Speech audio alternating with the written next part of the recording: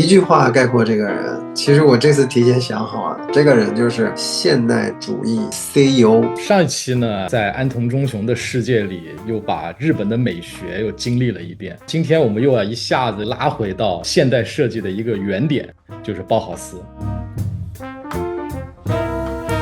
上次讲了安藤忠雄，那么我们其实主题在讲现代主义三巨匠勒柯布西耶、格鲁比乌斯、密斯潘德罗这三个人，其实大家比较容易了解的，除了格鲁比乌斯以外，那两位，因为那两位的作品比较多。格鲁比乌斯呢，就建筑作品跟那两位比来说，他并不是非常的给人留下印象，但是他有一个很重要的成就，就是包豪斯。包豪斯，我相信大家也都很熟悉这个名字啊。那这个原点为什么它是原点呢？在包豪斯之前就没有设计这个概念。其实工匠跟艺术家最早是一体的，就比如说伟大的米开朗基罗啊，或者是达芬奇。到包豪斯前夜，工匠倒是跟艺术家是分开，因为艺术家是独立的一个职业了。那大部分的产品，大家用的桌子、椅子啊，包括建筑，都是工匠创造的。那包豪斯成立之初，它其实最早先的愿景就是说要把艺术跟工匠两个是要合到一块。最早先包豪斯建立的时候是在威玛共和国这个地方，追寻历史，威玛出过非常多的名人，有足够资源吸引到好的艺术家、好的工匠。时代呢，其实已经进行到了一个机器化大生产的时代，所以说其实他所说的这种工匠和美学相接呢，忽略了一个客观的情况，就是工匠慢慢是被挤压出生产的这个过程。所以到第二个阶段，就是包豪斯的德绍的阶段，他其实就改变了教育的逻辑，就是要功能兼具美学，而且还能满足机器化大生产。其实还有第三段，就那时候包豪斯已经快没了，到柏林一个破工厂，那个时候校长已经不是格罗比乌斯了，那时候校长已经是密斯凡德罗，真的是苟延残喘，想把这个学校再往前延续，但是很不幸，就是那时候二战就开始了，纳粹给了这个学校非常大的压力，就被迫就解散。所以包豪斯其实前前后后一共只存在了14年时间。但我们现在看的所有产品，包括大家现在喜欢的中古家具，有很多都是包豪斯时代的。我们生活基本上已经完全被包豪斯包裹住了，就你现在看到的所有东西跟包豪斯全部都有关系。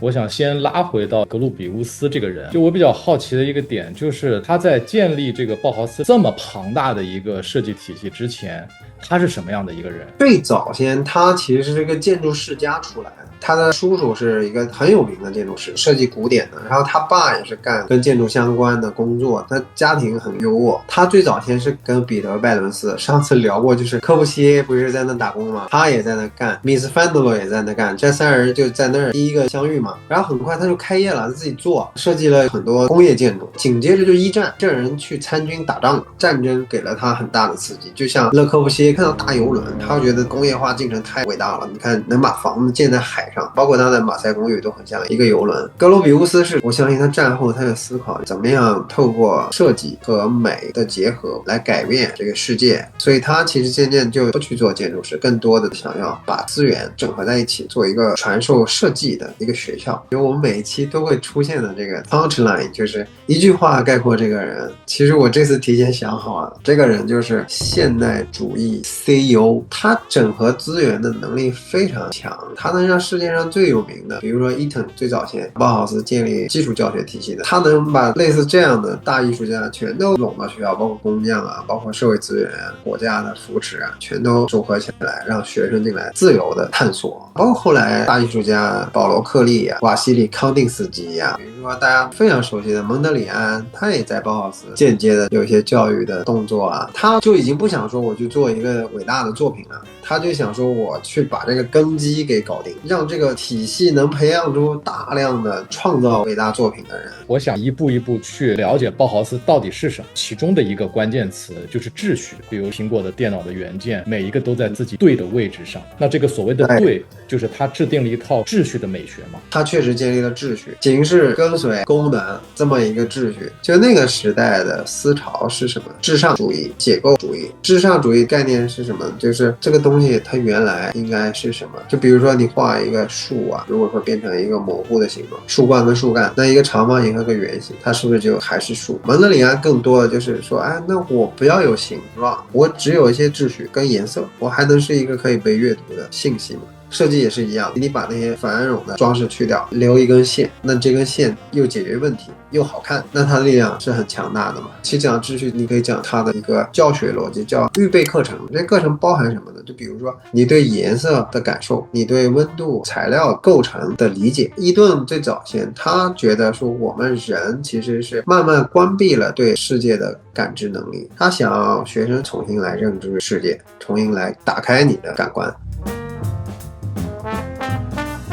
你能不能介绍一样或几样你觉得最能代表包豪斯设计的东西？大家回想一下啊，原来我们在街上吃那个脏摊，圆的凳子下头有4根铁腿，那就包豪斯设计嘛，那就是最早先做瓦西里椅子的那个设计师，他看了自行车车把，那是不是拿这个东西弯了可以做家具？你看到的那个经典，比如说瓦西里一样，它太优雅了，它太美了，它太舒适了，太功能化了，太极简主义了，它是一个启发，它是丢在平静湖水里的一块石头，它产生了大量的涟漪，滋润我们的生活，让我们的生活更加容易更加高效。你看宜家的小凳子，它是拿那个多层板通过蒸汽热弯做，那个椅子原版呢是很贵，它是阿尔瓦阿尔托设计，因为它是在芬兰嘛，它那里有很多木材的资源，它就用这个曲木通过蒸汽热弯。宜家现在还能买到最便宜的大师作品，阿尔瓦阿尔托的作品，还有宜家的一个躺椅，我不知道大家有没有印象，就是有2个扶手，整个这个曲木的框架是可以给你一些弹性的，那个也是跟阿尔瓦阿尔托它原版的椅子很相近的，就是逻辑非常像。包豪斯相关这些大师创立了一个划时代的设计的语言，到了今天它反而变成了我们最稀松平常、最普通甚至最不起眼的那种东西。这是不是能体现出包豪斯的另一个特点啊？就是相当于把设计这个东西也扁平化了，它就是让设计变成了日常。其实最好的设计产品都在你生活中，因为它早已被廉价的大量复制融入你的生活。那么问题来了，作为设计师本人，你是更愿意自己设计的东西成为路边摊的那把椅子，就大家都能用到的那把椅子，还是说你希望你的设计放在殿堂当中？如果说你的设计能真的放在路边摊，那它就肯定会在殿堂里面。殿堂里的东西其实跟路边摊的东西它之间的连接是割不断的。但如果说你真的让我选，那我肯定选路边摊的。包豪斯的逻辑不就是要有用吗？你做一个椅子都不能被人坐，你还配叫把椅子吗？我记得某一期节目我们也聊过这样的问题，现在有大量的这种所谓的 replica， 那你仿品就是一个廉价生产的东西，但是它都有一个原型，一旦打上了它原型这个设计师的名字以后，它这个就可以说变成一件艺术品，它就有区别于那些工业生产的东西了。价格昂贵的最主要原因首先是版权，设计师并没有最终去掌握这个版权的去向，你可能很早就交给一个生产家具的厂方啊，作为一个厂方要维系这个产品的存活啊、成长啊，包括被大家认知，它其实付出代价很大的。所以你去买这把椅子，你不但是要付出成本，你还要付出很多人的努力，就比如说保存这些文献资料、做研究的人，保存这个工厂维持它的人，这些人的努力才让这件产品它一直以一个最原本的样子呈现在你面前嘛。仿版呢有一个问题是它省去了很多成本，它的优点是它让你更便捷廉价的去触碰到这个设计，但有一种不好的情况是，如果它因为节约成本替换了材料、替换了工艺，那这个东西就会让人错会。就比如说一个椅子，它原来设计的是非常精美的，但有可能工厂 A 复制完了， B 工厂复制， C 工厂到后来就已经走形了，这里面有商业化的部分。你比如工厂没有了，制造的图纸没有了，那你原版的就成独一无二的了，它就相当于是一个艺术品。其实有很多画廊是收集古董的家具，我上次在设计迈阿密，它有个画廊摆了一张玻璃桌，然后边上有2把藤编的密斯凡诺罗的钢管椅。那天是最后一天，他们就走了，他说这个我们不想带回欧洲了，可以低价卖给你。我问他这2把椅子多少钱，你还真敢问。他拿计算机按了半天，说14000美金。我说2个，1个。因为那时候我还是学生，本来以为还捡了漏呢。几百块钱啊，结果不是这样。后来你就发现有些画廊每年都来，因为我经常去看，有一个就是展那个法国的叫 Jean Prouvé， 也是我非常欣赏的一个现代主义大师，他东西都是模块化的，跟包豪斯非常契合。他最卓绝的设计是什么？他是拿零件可以拼一个房子，叫热带宫殿，它其实是一个很实用的房子，但是他那个逻辑很棒啊，就是他所有的零件全都可以装到集装箱里面，可以空运的，这是第一。第二厉害的地方，没有一个零件是2个人抬不动的，也就是说你要不行干得慢，2个人你可以把这房子给拼起来。那这个不是包豪斯的力量吗？批量化生产、模块化设计、重复。大家看那个社交媒体会经常看到那种中古风的装修里面会有一个门，上面有很多圆孔，有玻璃的。那最早前的原型就是让 Breville 设计的，它逻辑就是做一把椅子，就是像 AK47 一样。AK47 大家知道它强大，就是因为它零件很少，又不容易坏。它椅子也是这样，它有个叫 Standard Chair 标准椅，现在还在卖。设计力量很有趣，就是无论它在殿堂里，它还是在街道上，它都能有用，它能制造价值。其实坂本龙一也是，他用的日常的消费品基本都是一些我们可以统称为包豪斯类的这种设计商品。坂本龙一他的音乐好像从某种程度上也能印证这一点。因为我今天听了一个 Eric Stan， 他有一个音乐叫裸体舞曲，前一首就坂本龙一。你讲坂本龙一，我当时就在想说，哎呦，这太包豪斯了。好巧你就问这个问题，因为包豪斯有一个好处是，我们来讲装饰和功能啊，装饰是尽可能的用语言去做表达，就像一个人跟你